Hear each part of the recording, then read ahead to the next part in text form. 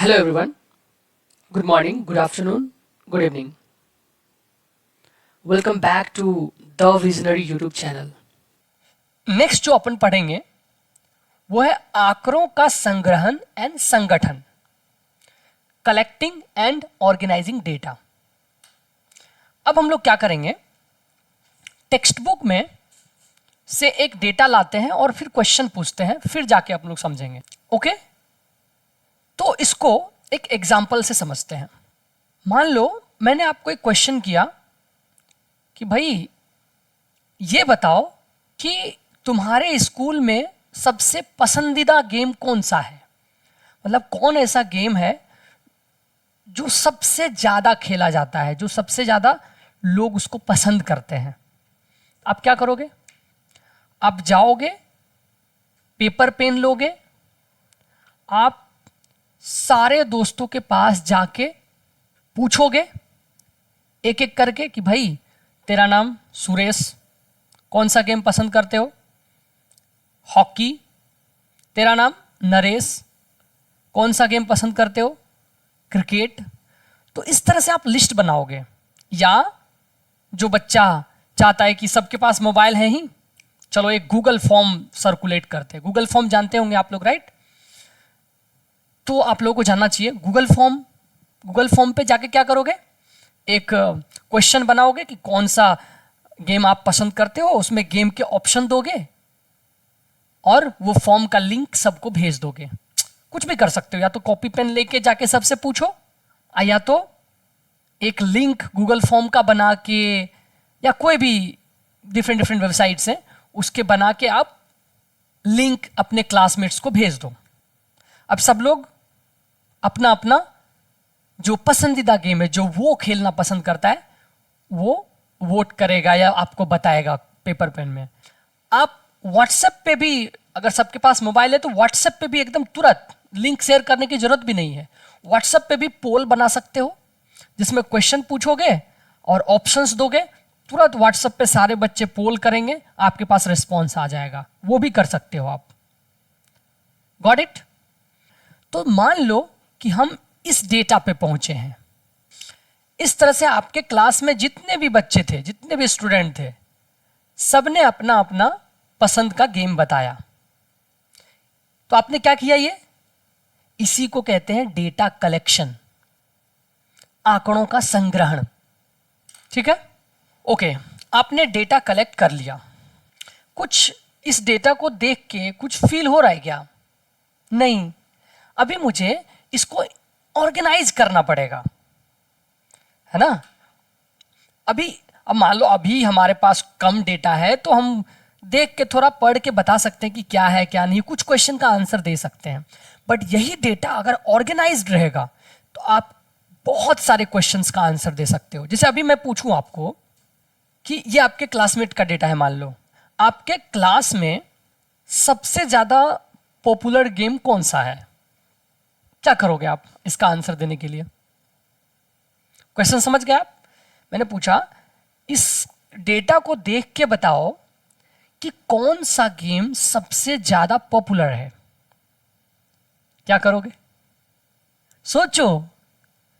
अभी हमारे पास ज्यादा इंफॉर्मेशन नहीं आ रही है। हमारे पास ये तो पता चल गया कि हाँ भाई महनूर कबड्डी खेलती हैं, जुबिमोन हॉकी खेलते हैं, सिमरन कबड्डी खेलती हैं, लेकिन हमारे पास अभी इंफॉर्मेशन हर एक डेटा पॉइंट का है।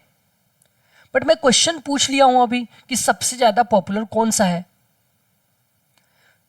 या और भी क्वेश्चन पूछ सकता हूं कि कितने % लोग फुटबॉल खेलते हैं, खेलना पसंद करते हैं, कितने % लोग हॉकी खेलना पसंद करते हैं। राइट? आप जवाब दे पाओगे? चलिए इससे हम कुछ कंक्लूजन निकालते हैं। जो भी क्वेश्चन हमने पूछा उसका आंसर देने की कोशिश करते हैं, एक ही क्वेश्चन आंसर देने की कोशिश करते हैं कि इसमें सबसे ज्यादा पॉपुलर गेम कौन सा है।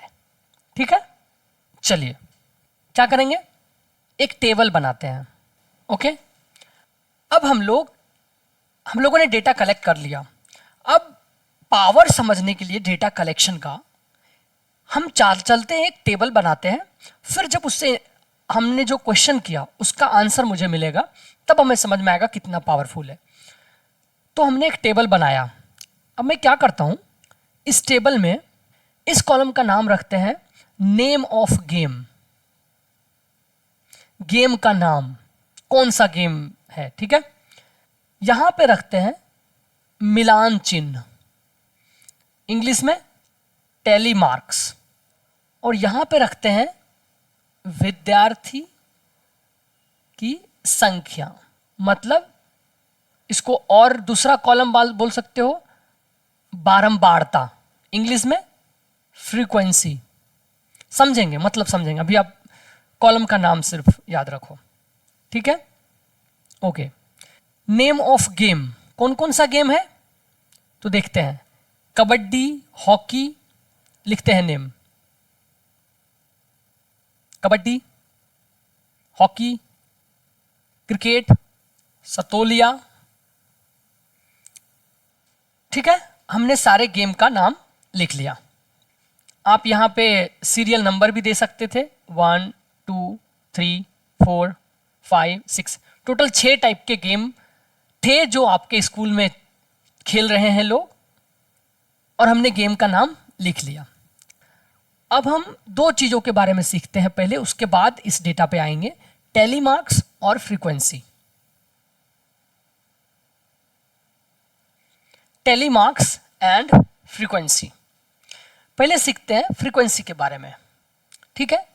फ्रीक्वेंसी का हिंदी बारंबारता या आवृत्ति ये होती है। फ्रीक्वेंसी का मतलब आप प्रश्न पूछो खुद से कि कितनी बार आया, कितनी बार दोहराया गया, ठीक है। फ्रीक्वेंसी का मतलब कोई भी चीज किसी डेटा में कितनी बार आया, ये फ्रीक्वेंसी हो गया। Okay okay. दूसरा है मिलान चिन्ह, टैली मार्क्स। ये क्या होता है? बचपन में याद है हम लोग जोड़ घटाव करते थे, तो इस तरह का, जैसे मान लो कि बचपन में 5 + 4 दिया, तो बचपन में हम लोगों को सिखाया ऐसे जाता था कि 5 है तो 5 बार लकीर दे दो, 4 है तो 4 बार ऐसे फिर लकीर दे दो, और फिर सबको गिन लो, 1 2 3 4 5 6 7 8 9, और यही आंसर लिख देते थे बचपन में, याद है। एक्चुअली टैली मार्क्स यही डंडा, इसी को टैली मार्क्स बोलते हैं। बेसिकली कोई भी चीज कितनी बार आया उसको आप डंडा के रूप में लिखते हो, लेकिन उसके नियम हैं, और टैली मार्क्स थोड़ा डिफरेंट होता है, उसमें थोड़ा दिमाग लगाया गया है। क्या दिमाग? समझो, अगर मैं आपको बोलूं 12 को टैली मार्क्स में लिखो, या डंडा जो वर्टिकल लाइन है उसके फॉर्म में लिखो, तो आपका पहली बार दिमाग क्या काम करेगा भाई? 12 बार लिख दो, 1 2 3 4 5 6 7 8 9 10 11 12, ठीक है। ये आपने कर दिया, आपको 12 बार बोला मैंने, तो 12 बार आपने ड्रॉ कर दिया। अब मैं क्या करता हूं, बिना काउंट किए कुछ डंडा खींचता हूं, और मैंने बोला इसको काउंट करो। आप क्या करोगे? है ना, आपको ऐसा गुस्सा उठेगा कि ये क्यों काउंट करेगा, 1 2 3 4 5 6 7 8 9 10 11 13 14 15 16 17 18 18। लेकिन टैली मार्क्स क्या करता है पता है? टैली मार्क्स एक ही बार टोटल लिखने के बजाय वो 5-5 के ग्रुप में लिखता है। कैसे? तो देखिए, अब आपके लिए भी आसान हो जाएगा। अगर मैं 12 को बोलूं कि टैली मार्क्स में लिखो, तो आप ऐसे डायरेक्टली शुरू से अंत तक ऐसे नहीं लिखोगे। आप क्या करोगे? आप ऐसे करोगे, 1 2 3 4 और एक ऐसे दे दोगे, 4 और 1 5, ये टोटल 5 हुआ। ये एक ग्रुप हो गया। फिर दूसरा ग्रुप, 1 2 3 4 5, कितने हो गए? 5 5 10 2 12। अब बताइए, इजी नहीं हो गया हमारे लिए, राइट? और 5 5 है क्यों? क्योंकि टैली मार्क्स शुरू से ही इसका इतिहास यही रहा है कि हमारे हाथ में 5 उंगलियां हैं, एकदम काउंट कर सकते हैं इजीली, इसीलिए 5-5 ही दिए गए।